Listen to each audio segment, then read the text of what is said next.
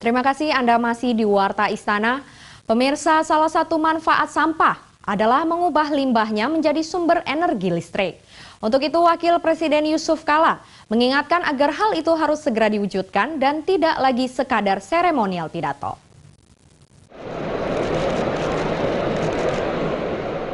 Wakil Presiden Yusuf Kala di Makassar menyatakan saat ini upaya mendaur ulang sampah untuk dijadikan sebagai sumber energi listrik di lapangan masih sekedar wacana dan belum dapat diimplementasikan. Padahal sudah ada investor yang siap membantu dalam pengelolaannya. Salah satu penyebabnya karena respon dari pemerintah kota yang kurang cermat dan terkadang penuh birokrasi. Mencermati hal itu, Wakil Presiden HM Yusuf Kala menegaskan agar pencanangan limbah sampah menjadi sumber energi listrik dapat diimplementasikan dan tidak sekedar menjadi pidato bicara saja. Hal itu diungkapkan pada peringatan Hari Sampah Nasional di Makassar. Rencana pidato ataupun pencanangan listrik itu jangan menjadi pidato saja untuk pelaksanaan, termasuk pidato hari ini. Menurut Wapres, peringatan Hari Sampah Nasional itu bukan berkumpul untuk bergembira, tetapi bersedih dan mengenang peristiwa naas 21 Februari 2005 di Bandung yang menelan 143 orang korban akibat longsoran sampah. Untuk mencegah hal itu tidak terulang lagi, maka masalah persampahan harus menjadi tanggung jawab bersama, bukan hanya tugas pemerintah. Sedangkan Menteri Lingkungan Hidup dan Kehutanan Siti Nurbaya mengatakan, salah satu upaya penanganan sampah itu maka diluncurkan kantong plastik berbayar yang bertujuan mengedukasi masyarakat sekaligus mengurangi sampah 10% per tahun. Kita buat terang bahwa plastik Anda ini menjadi beban bagi lingkungan, makanya diangkat ya, dipisahkan. Itulah sebetulnya itu. Kita mau belajar. Makanya tergantung nih kan, kita lihat kalau pengurangan tiap tahun kita minta 10%.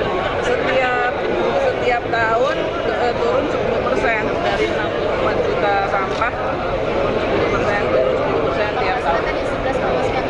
Plastik, yang plastik. Pada peringatan Hari Sampah Nasional itu, 13 wali kota menandatangani nota kesepahaman untuk bebas sampah 2020. Selain itu juga dicanangkan Kampung UKM Digital Lingkungan Hidup. Dari Makassar, Sulawesi Selatan, Suryani Mapong, Ridwan Roca, Kantor Berita Antara mewartakan.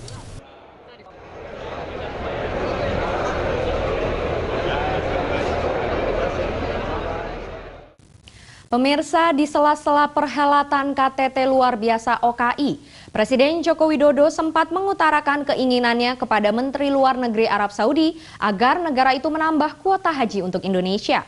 Kedua negara pun sepakat meningkatkan investasi, pariwisata, dan hubungan diplomatik mereka. Dan warta ini sekaligus akan mengakhiri kebersamaan kita di Warta Istana untuk hari ini. Warta Istana bisa Anda saksikan setiap hari Sabtu dan Minggu, setiap pukul 13 waktu Indonesia bagian Barat. Atas nama kerabat kerja yang bertugas, saya Drusela Benala pamit undur diri dari hadapan Anda. Terima kasih dan selamat menikmati akhir pekan. Presiden Joko Widodo dalam pertemuan bilateral dengan Menteri Arab Saudi Adel bin Ahmed Al-Jubeir di tengah penyelenggaraan konferensi tingkat tinggi luar biasa Organisasi Kerjasama Islam OKI kelima di Jakarta, Senin 7 Maret 2016, mengungkapkan keinginannya untuk menambah kuota haji Indonesia.